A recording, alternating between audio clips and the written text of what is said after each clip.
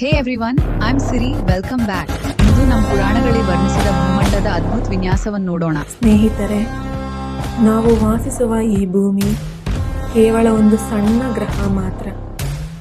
ಆದರೆ ನಮ್ಮ ಪುರಾಣಗಳು ವಿವರಿಸುವ ಭೂಮಂಡಲ ಅದೆಷ್ಟೋ ಬೃಹತ್ ಗೊತ್ತಾ?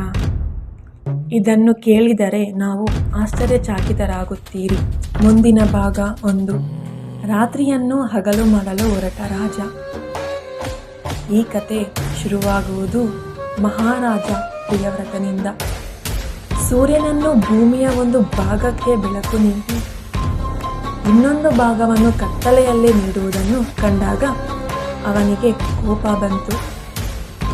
ನನ್ನ ರಾಜ್ಯದಲ್ಲಿ ಕತ್ತಲೆ ಇರಬಾರದು. ತನ್ನ ದಿವ್ಯ ರಥವನ್ನೇರಿಸಿ ಸೂರ್ಯನಷ್ಟೇ ವೇಗವಾಗಿ ಭೂಮಿಯನ್ನು ಪ್ರದಕ್ಷಿಣೆ ಹಾಕಲು ಶುರು ಮಾಡಿದ. ಅವನು ಎಷ್ಟೇ ವೇಗವಾಗಿ ರಥ ಓಡಿಸುವುದೆಂದರೆ ರಥನ ಚಕ್ರಗಳು ಭೂಮಿಯ ಮೇಲೆ ದೊಡ್ಡ ಕಂದಗಳನ್ನು ಸೃಷ್ಟಿಸಿದವು. ಆ 7 ಗುರುತುಗಳೇ ಮುಂದೆ 7 ಸಾಗರಗಳಾದವು. ಮುಂದಿನ ಭಾಗ 2. ಹಾಲಿನ ಸಮುದ್ರ. ಒಂದು ದ್ವೀಪದಾಚೆ ಉಪ್ಪು ನೀರಿನ ಸಮುದ್ರ. ಆದರೆ ಅದರಾಚೆ ಹೋದರೆ ಅಚ್ಚಾರಿ ಕಾದಿದೆ. ಕಬ್ಬಿನ ಹಾಲಿನ ಸಮುದ್ರ, ತುಪ್ಪದ ಸಮುದ್ರ, ಮೊಸರಿನ ಸಮುದ್ರ ಮತ್ತು ಅದ್ಭುತವಾದ ಹಾಲಿನ ಸಮುದ್ರ ಕ್ಷೀರಸಾಗರ. ಮುಂದಿನ ಭಾಗ 3. ಮೇರು ಪರ್ವತ.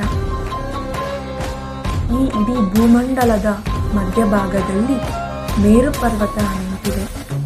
ಇದು ಸಾಮಾನ್ಯ ಪರ್ವತವಲ್ಲ, ಇದು ಶುದ್ಧ ಚಿನ್ನದಿಂದ ನಿರ್ಮಿತವಾಗಿದೆ. ಲಕ್ಷಾಂತರ ಮೈಲು ಎತ್ತರಕ್ಕೆ ಬೆಳೆದಿರುವ ಬ್ರಹ್ಮಾಂಡದ ಕಂದಬಂದೆ ನಿಂತಿರುವ ದೈವಿಕ ಪರ್ವತ. ಮುಂದಿನ ಭಾಗ 4. ಆದಿಶೇಷ. ಈ ಬೃಹತ್ ಭೂಮಂಡಲವನ್ನು ಏರಿ ಹಿಡಿದಿದ್ದಾರೆ. ಪುರಾಣಗಳ ಪ್ರಕಾರ ಪಾತಾಳ ಲೋಕದ ಕೆಳಗೆ 1000 ಹೆಡೆಗಳ ಸರ್ಪ ಆದಿಶೇಷ.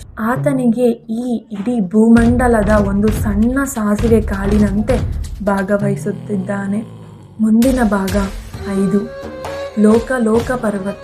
ಭೂಮಂಡಲದ ತುದಿಯಲ್ಲಿ ಲೋಕ ಪರ್ವತ ಇದೆ. ಒಂದು ಬದಿಯಲ್ಲಿ ಬೆಳಕು, ಇನ್ನೊಂದು ಬದಿಯಲ್ಲಿ ಶಾಶ್ವತ ಕತ್ತಲೆ. ಅಲ್ಲಿಂದ ಮುಂದೆ ಯಾರೋ ಹೋಗಲು ಸಾಧ್ಯವಿಲ್ಲ. ಅಂತಿಮ ಭಾಗ. ನಾವು ನೋಡುತ್ತಿರುವ ಈ ಸಣ್ಣ ಭೂಮಿ ಆ ಬೃಹತ್ ಭೂಮಂಡಲದ ಒಂದು ಪುಟ್ಟ ಭಾಗವಷ್ಟೇ.